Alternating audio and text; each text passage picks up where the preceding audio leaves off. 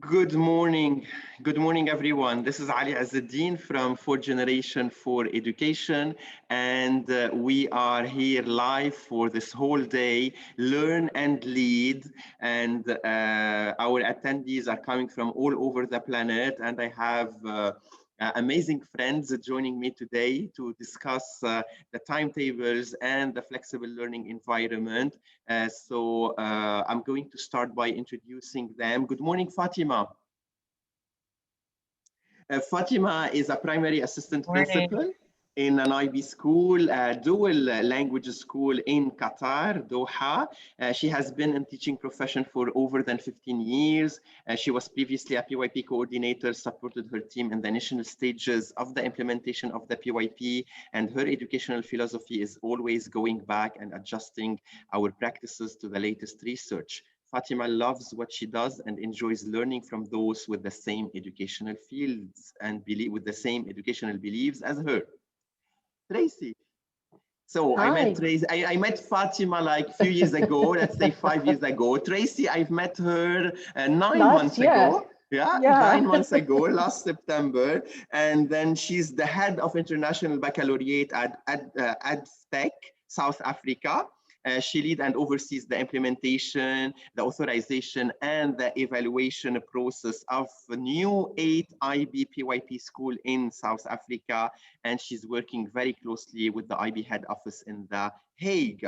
And she's leading and supporting the ongoing professional development for the PYP coordinators, the leadership team, and she's the brand head office and all the primary school staff members, right, Tracey? Correct. Thank you. Good morning. Chris and Chris. So it's all about networking and making connection.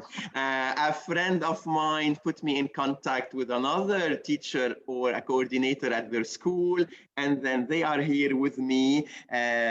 Chris is a deputy middle school principal at Singapore American School. He has, over the last 20 years, he held numerous teaching and school leadership roles between pre-KG to grade 12. He began his career teaching middle school in Canada, and his first international experience was a middle school coordinator in a school in Cambodia in 2005. He's working alongside with his colleagues in the middle school at the Singapore American School to innovate learning spaces in an effort to provide a more personalized learning experience for students. Hello, Chris. And you added your family name. And then my final panelist is Chris, and he's been working at the Singapore International School or Singapore American School since 2007. During that time, he has been a middle school science and math teacher, and now he serves as one of the deputy principals in the middle school. Chris has also worked at Taipei American School as well as his hometown of Alberta, Canada. In the last 6 years, Chris has been involved with many aspects of rethinking what learning might look like. So we're here, people are watching from Saudi Arabia, Africa, France, Lebanon, Egypt, Bangkok, Thailand, and many other places. So welcome, watching us also on Facebook, and I'm sure we're going to inspire them this morning. So I'm just opening my also Facebook to make sure I'm following both messages, and I remind all the attendees that they can share questions, and I will be reading these questions aloud. But let me start with Fatima. So I've been working, as I said, with Fatima at the beginning stages of the implementation of the PYP at her school, and then they also moved to a state-of-art school with different learning spaces. And before the COVID, everything started at your school, Fatima. So you started looking at timetable, innovative idea. So can you share with us a little bit what you have done? And let me know when do you want me to share the PowerPoint, Fatima? You can share it now. You can share the PowerPoint now. And it's just I'm a visual person, so. Okay, good. So I'm going to share the presentation now. And here we go. So awesome, thank you. Are you able to see my screen? Yeah. Yes, so you can go to the next, the first Sure. slide. There we go. All right. So when we first began our PYP journey, or even before the first year of PYP, the leadership team had a lot of discussions of what it would look like at our school. We knew that our school's identity was unique, being that we were a dual language school, and we wanted to ensure that our unique identity wasn't lost, and that we were still true to the IB framework. So our team even traveled to The Hague, and they met with the PYP team a year before we even began the program to discuss the needs of our school and the importance of having that flexibility with implementing the program and doing what's best for our students while still being true to the IB. So when it came down to the timetables, as a PYP bilingual school, we value both the Arabic language, because that's our students' first language, as well as the English language equally. And so, as you know, teachers always feel like they're squeezed for time. There's just never enough time. Every teacher always wanted just a little bit more time with their students. They felt like they were just making the connections that needed, and they were just starting to dig a little deeper, and then bam, it was pack up and go to the next subject. So our assistant principal at the time, Miss Lori, who's now our current principal, she came up with what we called our Collaborative Teaching Tuesday. And so this idea was a way of increasing collaboration between the subjects, ensure that students had the opportunity and maybe even more time to make the connections across the subjects, and allow the language teachers to work together and see what learning is happening about the units and other classrooms that they normally couldn't do due to the restrictions of the timetables. So we hope that this experience would support the authentic implementation of the IB in our dual language school. We decided to have this one day where there was no so-called periods, just an open day where teachers had no specific time that was set to their subject or with their specific students, but it was like an open timetable where many different things could happen, where teachers, you could say, sort of bid for time. So you could have small groups of students working with certain teachers, depending on the needs and interests. Maybe you'll have students spending more time on that day in their Arabic classroom with their Arabic teachers because they needed that more time. Or maybe they were spending more time with their English teacher. That day, students, they were not confined to their section and just their classmates that they usually are within the week. But they may be conducting work with another teacher in another grade level, and that teacher, because that teacher was facilitating that learning with that group of students. On that day, on Tuesdays, we had worked on trying to always start our units on a Tuesday because there was much more time, there was much more flexibility, and we had wanted to try to create really authentic provocations between and across the disciplines. So with both language teachers, with all subjects, Islamic studies, Qatar history, PE, whatever subjects needed to be integrated, right? So these days allowed for more time where students could share their interests and really take the time to activate their prior knowledge about the unit's concepts, and really and allow the teachers to really have an insight of what the misconceptions are that these students had. This open timetable, which we call our Collaborative Teaching Tuesday, was planned to be an authentic opportunity for students to truly be able to express and engage in the unit in whatever language they felt most comfortable with. And one thing I remember is when I traveled to Vienna in the IB conference in 2018, I had listened to the keynote speaker, Dr. Heidi Jacobs. And so she had talked about innovative ways of scheduling, and she discussed an open timetable where teachers were bidding for time. And I remember I got so excited and I was like, oh, that is exactly what we're trying to do on our Tuesdays. And I remember writing the question, how a school, a bilingual school with many different parties involved, can implement such a timetable, not only on a Tuesday, but throughout the week. This is a question we're still, we've shelved it for now, but you never know, what the future brings. But I could definitely say that our Tuesdays has been a really great start. It's one of the students' favorite day. We have the best attendance on that day. students love it. And we actually have very low behavior issues on that day as well. So. Fatima, do you remember when you started and it was like the middle of the week, and then I told you, what if the Tuesday become the first day of the week? Yes.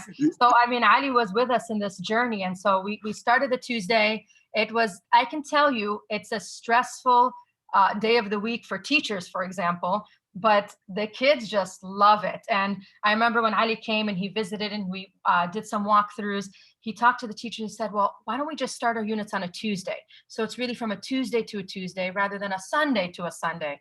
And I think it made a huge shift. Huge. Okay, shift. And so after the implementation of this Tuesday, where all the teachers were collaborating together across the grade level, because we had, let's say, grade 4 having the Arabic teacher, the English teacher, the math teacher, and as you mentioned, the specialist, you moved from a traditional school building to a state-of-art building. So what happened here and how you adjusted this? And do you think also your timetable with a new learning environment changed? So, I mean, in extension with the Collaborative Teaching Tuesdays, the fact that we had started it in our old building, which was a much smaller space for this concept of open collaboration and all the teachers working together, we moved into this huge building, which I have some pictures in the next slides that we can. So I move to the next slide. You definitely, yes, and then I'll share some of the things that happened, definitely, so you guys can get the understanding of what. So we moved into this new building. We had much more space, and it allowed for much more creativity in the teaching and learning. So you, every grade level have these huge open cluster areas that can be used for anything. I mean, we could use them for whole group instruction, small group, study spaces. It's like an extension of the classroom. So the classroom doors are open. We've got groups of students working on. As you can see, they may be inquiring together, researching together. We had whole group working together. I remember all the way on the right-hand corner, we started a migration unit. So we had all the 4th grade kids out there and all the teachers there. And it was supposed to be chaos. And that's exactly what happened. And it allowed for that chaos to happen in this open space. You have students up on the right-hand corner, a math challenge. So they were able to have the opportunity for that huge space in order to do a math challenge with a bigger group of kids. We also have a huge recreation center that allowed for our PE teachers to really expand their PE curriculum. So we've got a pool, and so we started swimming classes, which was really a great opportunity for students because we have a great handful of students that don't know how to swim. We have a track, we have a soccer field that's allowed for extracurricular activities, which really engaged a lot of our students. We've had a theater. So this was an exciting part for students because they would ask to come do presentations, share their learning from the unit. We had grade 5 do some of their elections for their social justice unit. So it was a really great opportunity. If you go to the next slide as well. Yep. I have some more pictures. Here, we've started units. This is grade 3. We did a presentation with the whole grade 3 students, and they're all sitting in a circle. We couldn't capture that whole picture, but they were able to then participate with us as well. We've got the pre-3 who started a garden for their unit on life cycles and planting. We had grade 2 students on the bottom left. They took an in-school field trip to our state-of-the-art kitchen. So that was really exciting. And they wanted to see how, what happens, how do they function? How do they all work together? What is the connection between, the chef over here and the guy in the, work in the ovens. And so it was a really great opportunity. We have the early years has a learning kitchen. And so they do a lot of different learning experiences through there. We have a lot of additional classrooms that are empty classrooms. So we had, for example, a grade 5 student, you see her working there on her own, but they were doing social justice and social systems. And the kids were like, oh, you know what? We want to create a media room. And so the teachers are like, all right, the next room across is empty. Go ahead. And so they started working on creating a media room, and they, published a newspaper. And so it was a lot of fun. The classrooms are big enough to allow for the rotation of students from section to section. So they're not confined to an actual section. They're really collaborating. It's allowed for collaboration across the different sections. And so very good. Yeah. So you started talking about collaboration, Fatima, and so this structure and such timetables where we are bringing all the teacher during one day to teach and to learn with the student requires a lot of collaboration. So how do you prepare for this collaboration? Can you tell us a little bit about your collaboration? And then I can see a helicopter here in this photo. So I had to share that. I was like, I cannot not tell you guys about this huge field and the fact that our grade 1 students were learning about communication systems and like how communication systems, you know, how they connect people and how they keep people safe. And so one of our students was like, oh, my dad's a pilot and I really want him to come in and share what he does and how he has this really special like coding that he does with his, and he's like, can you bring his helicopter? And so he brought his helicopter and it landed in our backyard. And the kids got to actually go into the helicopter and see the system and the coding and what he does. It was like amazing experience that we'll never forget as adults. Yeah. So it was a lot of fun. So collaboration. So collaborate from the collaboration with the community to the collaboration between the teachers. Definitely. I'll tell you that scheduling is not a fun part of our role. I mean, every year, Lori and I want to pull out our hair as we're trying to schedule, being that we're a bilingual IB school. We're trying to work in all the subjects and ensure that there's quality instruction happening in both languages. So I think that the first thing that we definitely have focused on, because you're talking about Arabic teachers and English teachers working on a unit of inquiry. And so we've worked very hard on building a very strong collaborative culture in our school and amongst our teachers, providing them with the tools and resources for close collaboration. So some things that we look at when we're scheduling is to ensure that we have whole grade level collaborative meetings within the teaching week. So this will include the PYP coordinator with the Arabic and English teachers. And here the teachers are sharing ideas and planning the unit of inquiry. This collaboration is extremely essential for the success of the dual language, because we want to ensure that what's happening in the Arabic classroom is not a translation of what's happening in the English classroom. So the teachers have to collaborate very closely and carefully to ensure that they complement each other, so that what's happening in the English classroom, when the kids walk over to that Arabic classroom, it sort of builds on their understanding and allows for students to make the connections needed. So teachers might be planning for students in Arabic to inquire into one line of inquiry in Arabic, while they may be inquiring into another line of inquiry in English. Or they might be working on some case studies in the Arabic language, while they're working on other case studies in the English language. And they come together to sort of make that connection. So if we don't have this time carved out of uninterrupted collaboration, it really makes this whole program impossible. So another thing though that we have is our Tuesdays. So our students leave early on Tuesdays, and after 12, the teachers have uninterrupted planning time. And this not only includes the Arabic and English teachers though, it includes the specials, the Islamic studies teachers, and whoever may be integrating with the unit. So one of the biggest goals when we first started implementing the PYP, and you know that, I mean, you know, there's always obstacles that come up, is that we ensured that we had this uninterrupted planning time for the teams. So on Tuesdays, we usually tried, if there was any PDs that needed to be done, we usually tried to do them outside of Tuesday to ensure that they had that time. Good. So Fatima, this is a good start and a good inspiration, and that people started also putting some question. I'm going to move to Tracey, where maybe such idea started during COVID, right, Tracey? And I know you are teaching, as we introduced, in a group of schools, and you're in South Africa, where it's not English and Arabic, it's English and Zulu and African and and more languages. So I'm going to start with the first two questions, and then I know you have also a presentation for us. So how the COVID impacted your timetables, and what are those new ideas that came during the lockdown? And you are working with with 8 different schools. So how we are also making sure that each school is still unique and it's not a copy-paste thing between the schools. So I'm going to give you the lead, and then we talk about the parents, because it's also a question that came from one of our participants. Absolutely, Ali. Can I just confirm that my screen is up? Yes.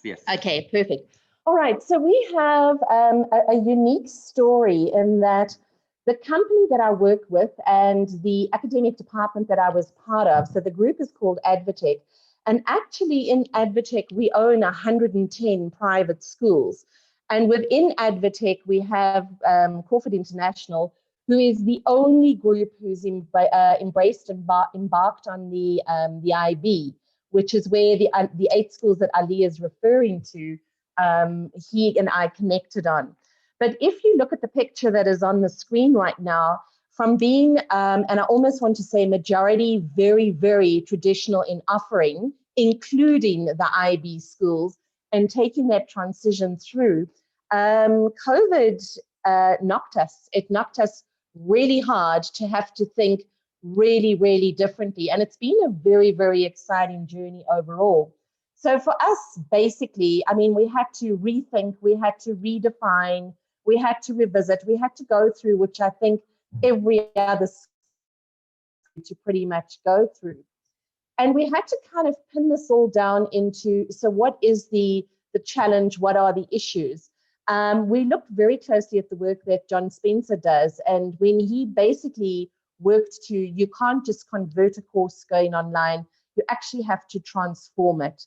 And that was the baseline we had to work from in rethinking timetabling. So my session now is, or my sharing is more around timetabling. So we had to step back and we had to consider the students that we work with and the demands on them, who they are. Crawford International, in that group of 110, is a very unique space. It's very much pinned on academic excellence, but it's very much future focused and very open in the way that schooling happens. So it was quite ironical that Ali came through for the authorization visits to that group of schools. And we had to look at all our kids, from little to the older kids as well. And one of the biggest things that came through from my colleagues, I worked in Southeast Asia for 10 years, and I reached out to them on what are the challenges. And besides the challenges being timetabling, our challenges also had to be those relationships. They also had to be student health, well-being, personal, social, where did that all sit? So these were all factors that we considered. And then within that, one of the mantras we have as Crawford International is that every child is a masterpiece and every child has voice and choice.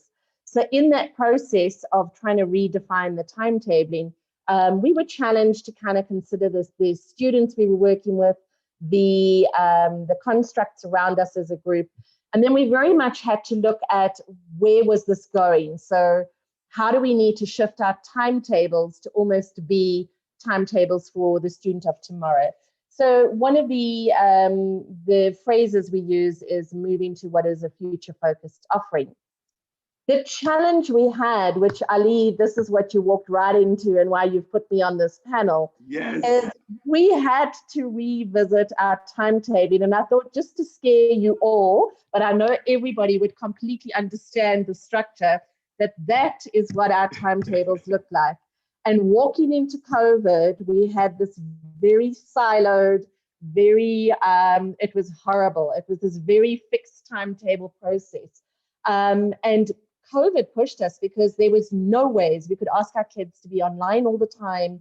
We could not have the structures of these children having every 45 minutes or every half an hour switching out and reconnecting with a different teacher, a different subject.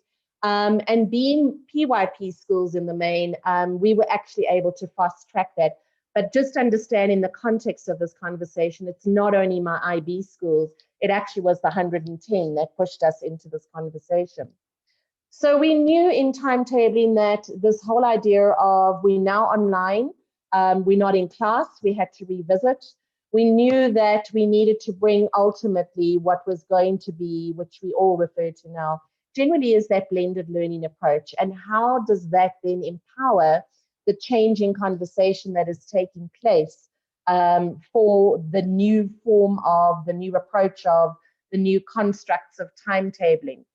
So things we had to look at was what did our students need? What did our staff need? What were the best strategies to achieve this?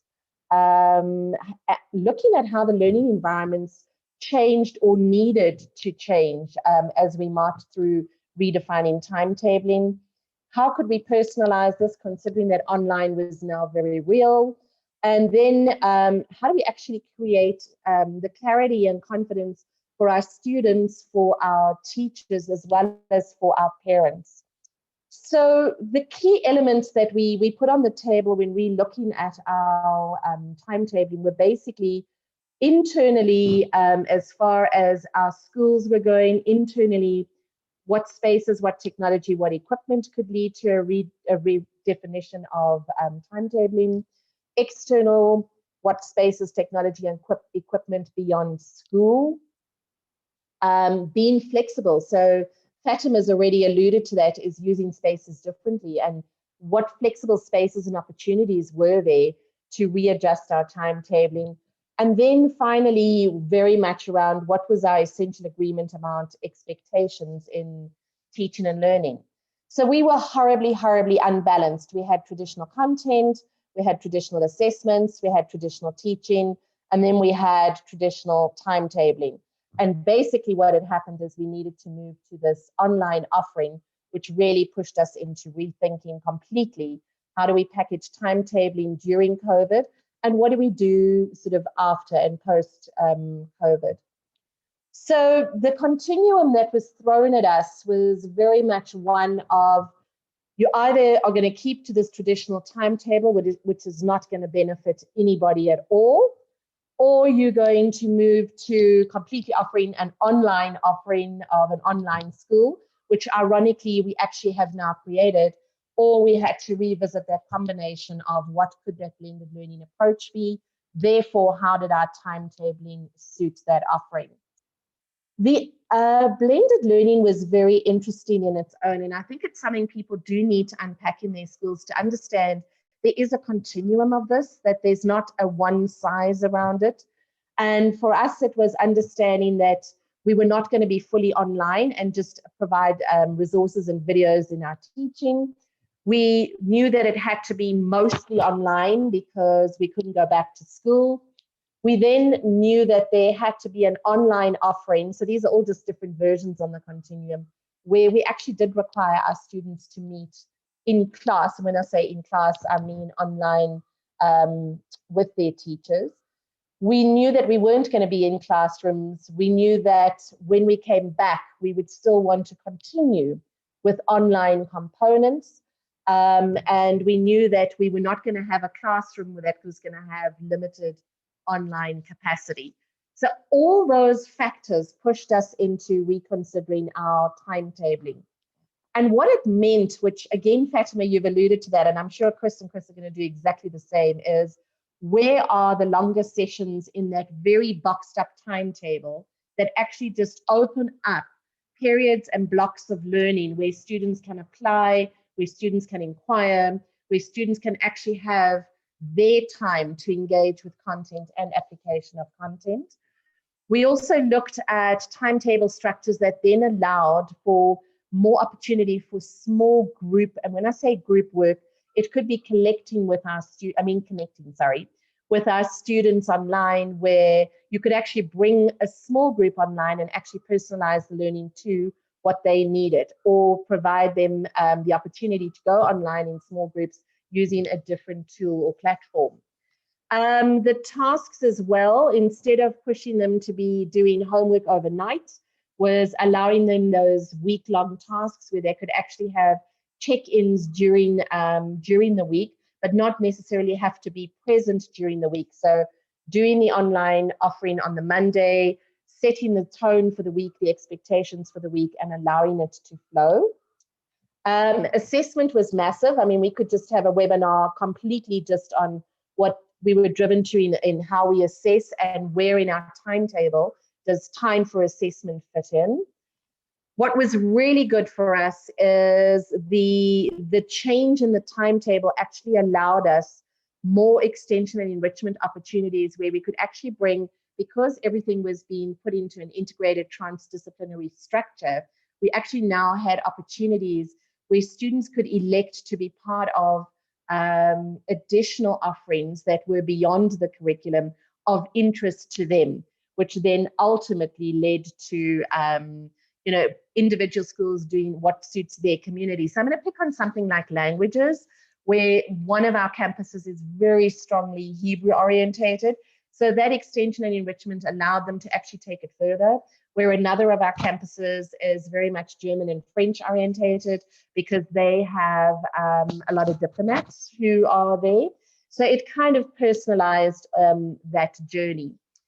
The structure we put in place that kind of worked alongside the timetabling and worked alongside bringing our parents on board is we actually launched in with 6-week overviews, where in 6 weeks, knowing what the big think was, knowing what the overall offering would be, that we would actually provide this to our parents and students at the start of every 6-week block of learning. And then the timetable that actually ran alongside that would then complement these students coming on board for core subjects like maths and language, and then having extended time online for the units of inquiry and actually to develop that.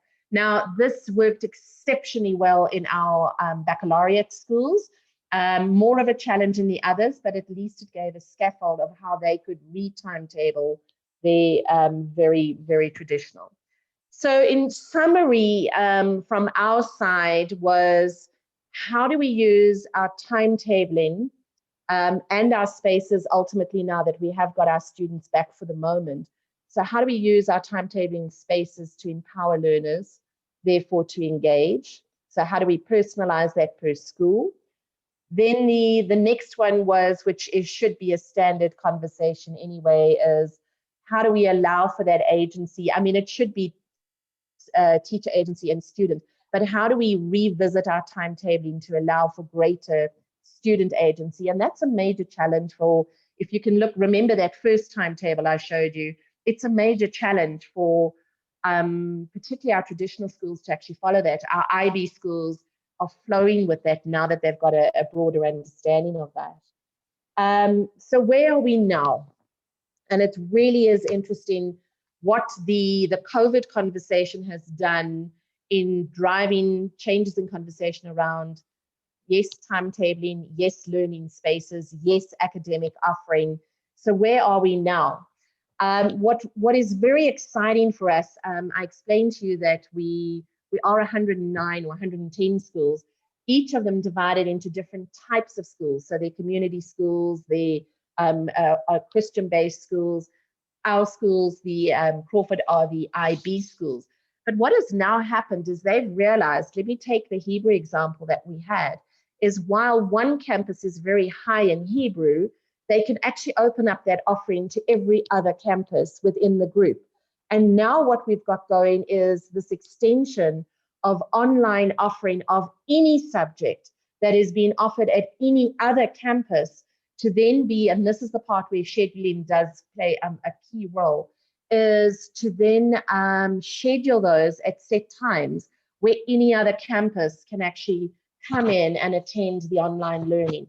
So currently, I think we have got 8 subjects being offered cross campus, which would never have happened prior to COVID.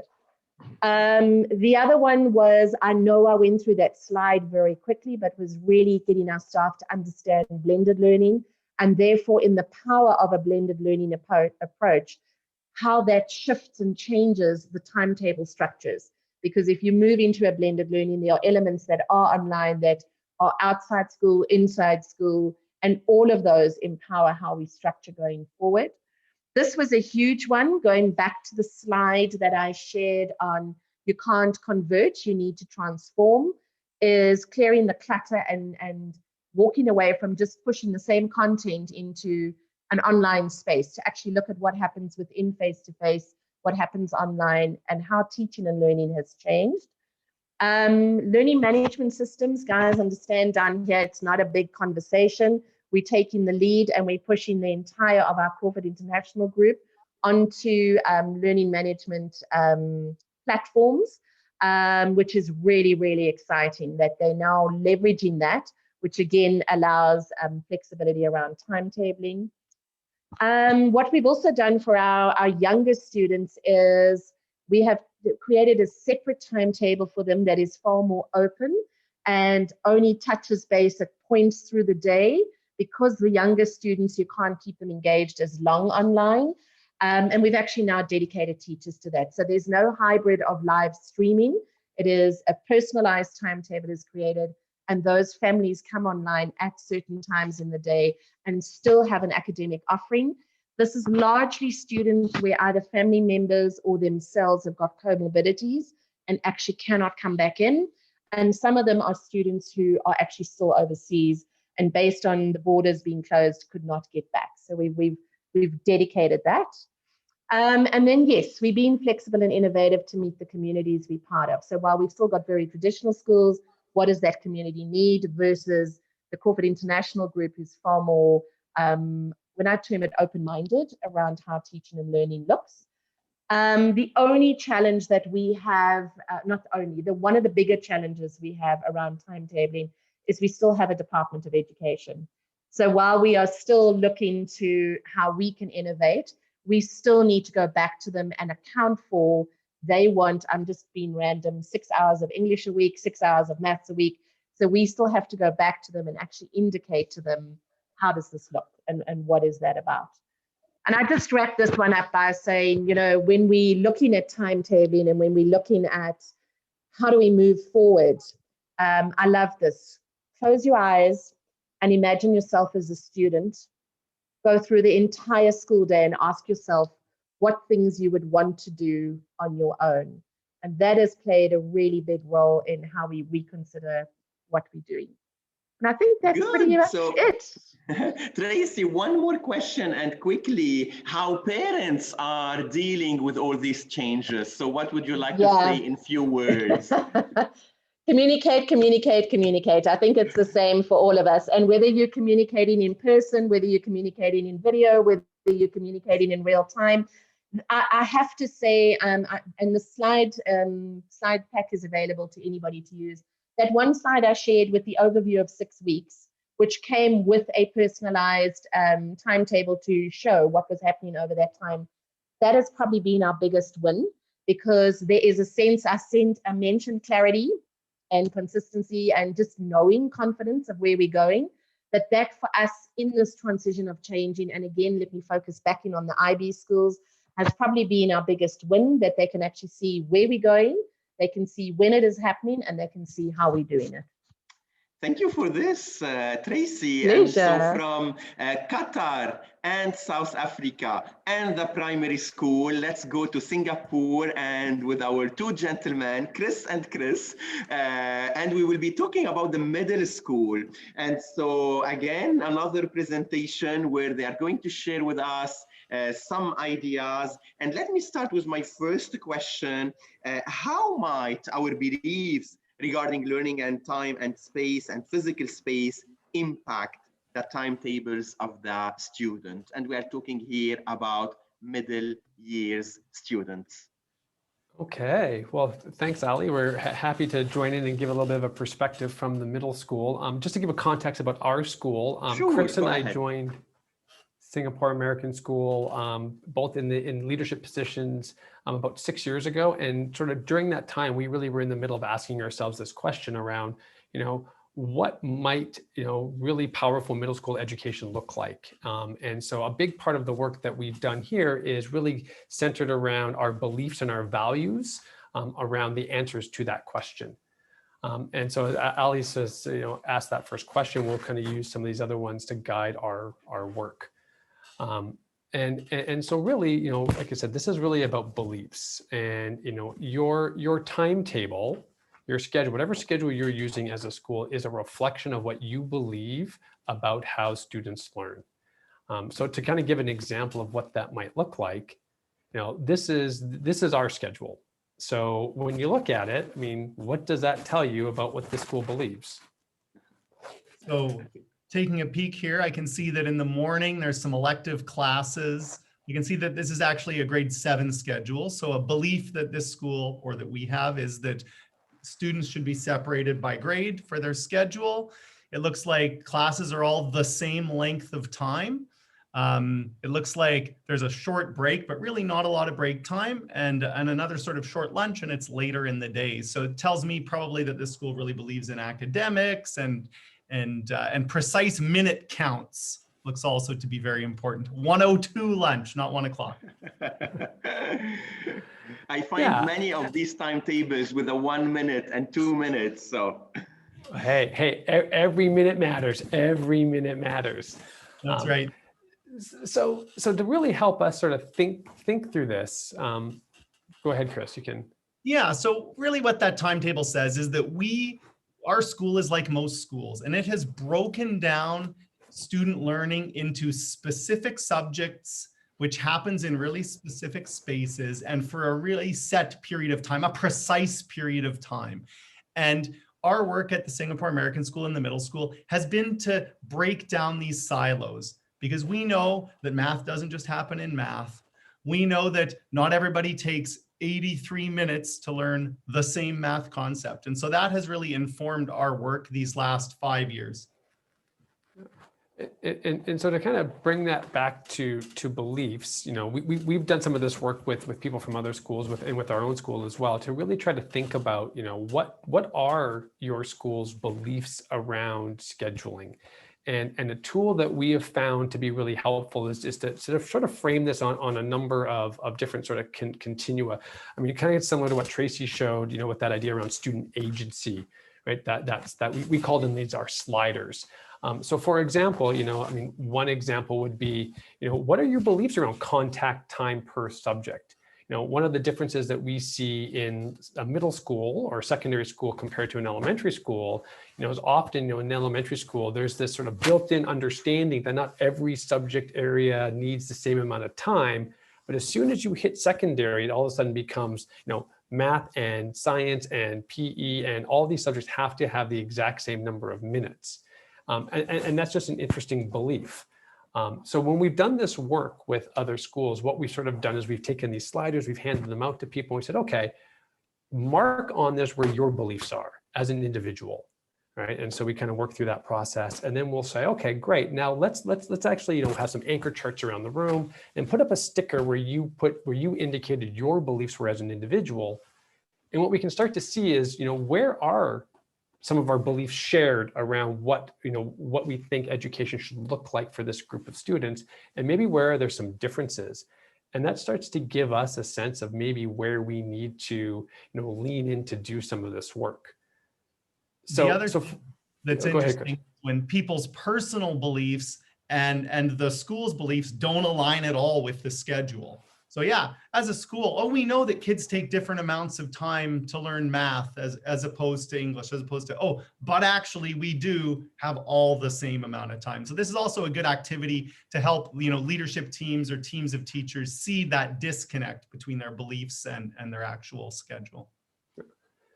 So what we did is when we ran through this ourselves, I would say probably 6-7 years ago, this picture would have been indicative of what our beliefs were as a school. But then as we began to engage in this work, some of those beliefs started to shift. And what we saw in particular was we really started to recognize that actually, maybe we don't need the exact same amount of time for every subject area. Maybe that kid who's really strong in math doesn't need to spend as much time doing math as somebody else, and would be better served spending more time learning English language arts. And so how do we then start thinking about opportunities to build schedules and timetables that start to reflect those beliefs?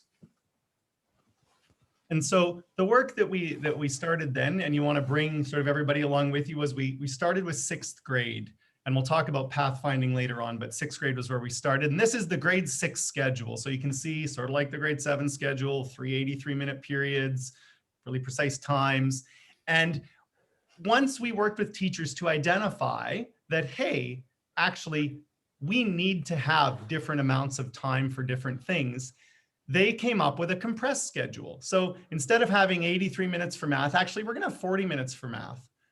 And some kids are going to get through the math in the 40 minutes, but they might be the same kids who need longer to get through the language arts. And so by building in this time in the afternoon, you could actually stretch these differently and move the break. You create this opportunity for what we call flex time. It is not a novel name, but the ability for kids and teachers to work more flexibly. And so one of the important things when you're doing all of this work in terms of professional learning is being sure to leverage the expertise of the teachers. So with the first team that we went down this journey with, this was actually a slide from a workshop or PD we did with them, professional learning. And we brainstormed with them what we might offer during this sort of flexible time, and then who might offer it, who has the expertise. The math teacher isn't the only person with math expertise. We talked about when they might need to occur. And we've seen now in 6th grade, there are times when they will flex for weeks on end, and then there'll be times when they don't flex as frequently, but it's all got to be driven by that student need. How might we communicate this? How are we going to get kids to sign up? And so this was from a brainstorm we did with them. And then the next slide shows, is just that brainstorm we did. What are the things that we could do?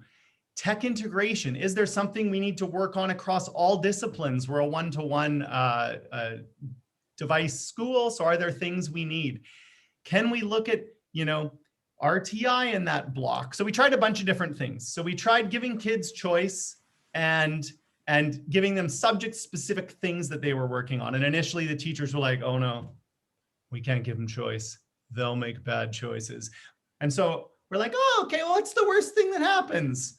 Let's give it a shot. So we gave it a shot, and shockingly, of the 336th graders, the same 12 you would have expected made poor choices, and the teachers intervened and changed. But what it did was it gave kids some agency and some ownership. And all of this is still teacher directed. This is still the teacher putting together some sort of lesson. So that's one way that we approached it.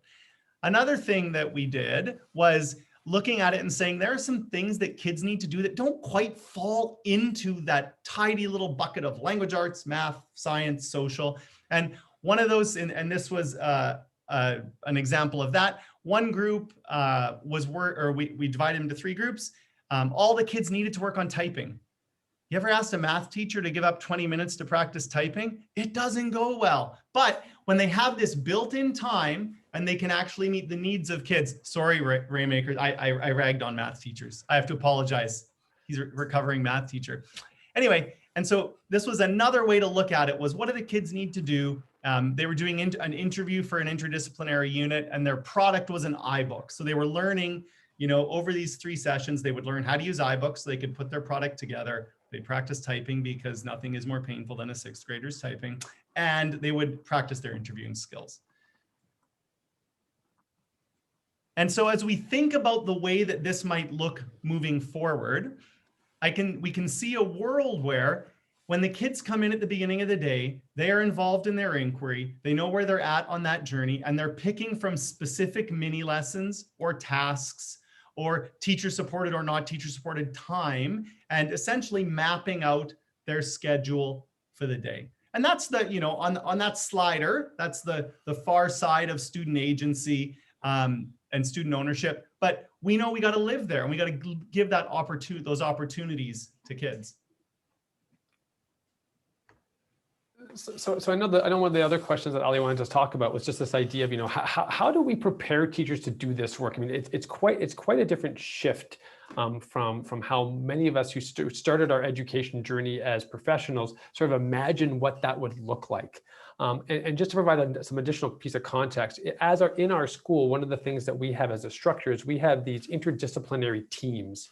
So we have a group of 6 teachers who work exclusively with a group of roughly 110 students. And so that group of teachers has collective responsibility, as well as some common planning time. I know that came up in one of the earlier, I think Fatima mentioned that as well. And so how do we do that? And one of the things that we have learned is, yes, we need to do professional learning around a variety of things, but the number one thing that we found for our school was actually the importance of building relationships among teachers. We have this group of teachers who have collective responsibility for this group of kids. And it's one thing to be having that collective responsibility, but still going away to your individual space, teaching your individual subject in your individually allotted period of time. But when you start to break those down, it changes the nature of the relationships. And so we have spent an inordinate amount of time working on things such as, predictable dynamics, or developing, working with adaptive schools and norms of collaboration, looking at, Patrick Lencioni's, 5 dysfunctions of a team, focusing on values, just a variety of frameworks to get teachers to understand what it means to work together and to have those skills so that when they do have conflict, it's that productive conflict and not destructive. And once you have teams functioning well together, you need to make sure you have a common vision, and there's this feeling of urgency. Nobody is going to change anything if there's no feeling of urgency. And so one of the ways we created urgency with our faculty is to talk about our mission, which is cultivating exceptional thinkers prepared for the future. And so thinking about that idea of being prepared for the future, the next sort of 5 slides are slides we actually used in a faculty meeting. So the first shows the world of work 100 years ago. So this is the world we were preparing our kids for. Nowadays, this is how manufacturing looks, and it's an entirely different world.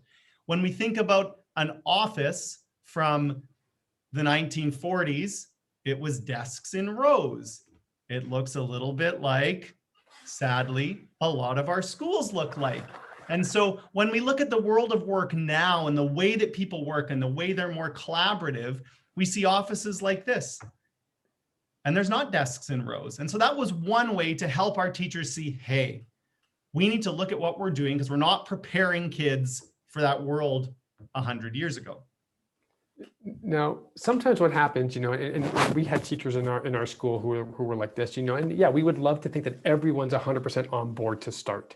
But we know that that's not the case. And when you look at these sort of slides that Chris just went through, sometimes it's easy to say, oh yeah, but that's not our school, that's elsewhere, right?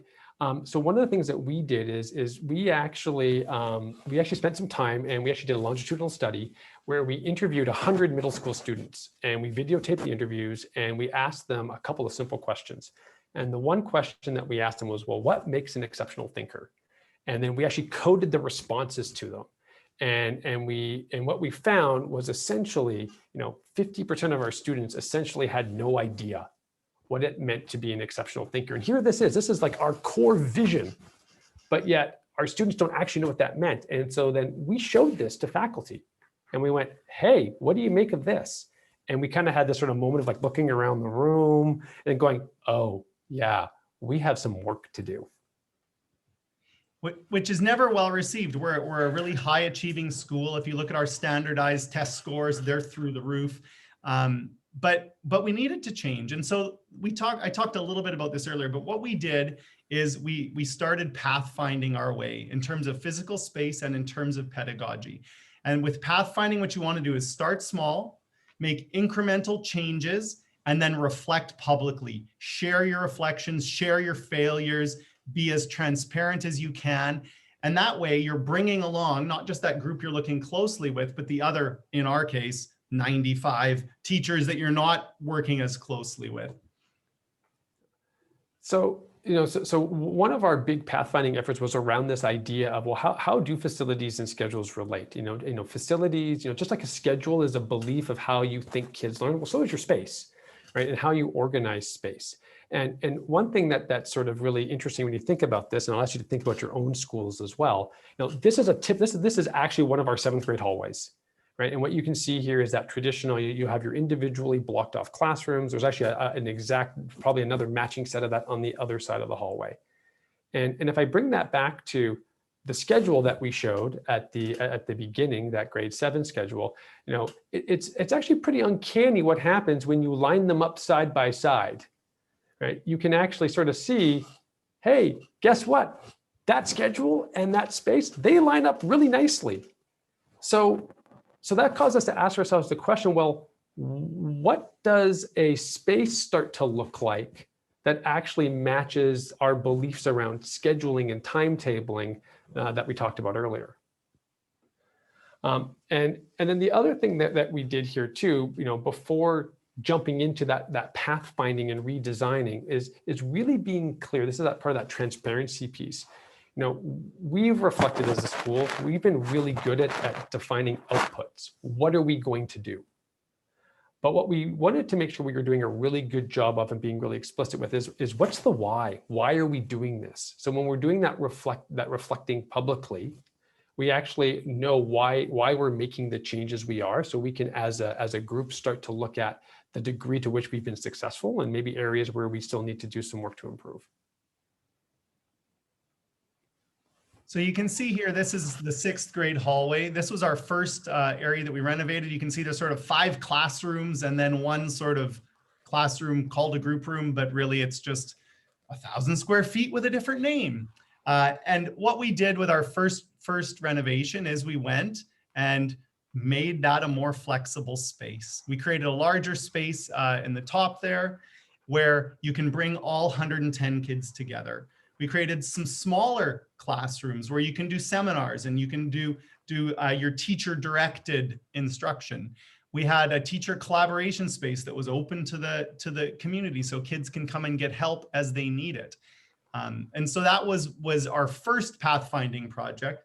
We then used that feedback from faculty, feedback from kids. We shared it publicly and we worked and did our 2nd and 3rd and 4th. And this summer, actually, we just signed off on the plans for this summer, last Friday. And this summer we'll renovate. We signed off on the plans for our 5th renovation. So a few examples here of the ways that these spaces are more flexible. You can see the top left, the 2 photos there are pivoting panels.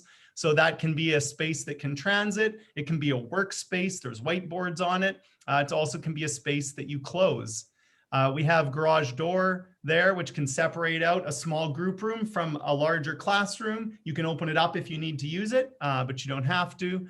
Furniture is a great way to create dimensionality and some affordances that way. So you can see the top right, there's a nook there and it's created just with some furniture. Bottom left, fitting around that belief of providing kids a variety of options throughout the day for their seating. The one in the middle on the left, we actually decided when we redid a science lab not to attach as little as possible to the wall. And so there's actually no science benches. There's the sink. That's the only thing that's attached. And so often when we go into that room, if they're doing group work, the kids have those tables pulled out and they're not tied to the wall. They can actually all get around and really work. And then the final photo is just an acoustical pod, which is sound isolated, and a small group of kids can go in there and they can be either as quiet as they want to be or really as loud as they want to be, and it's not going to impact the other learners. Now, a little bit earlier, I talked about that longitudinal study that we did, and so part of that being longitudinal was we actually went back 3 years later and pulled, it wasn't the exact same group of kids, but it was a different group of students that were still in middle school. And we asked that same question. What does it mean? What do exceptional thinkers do?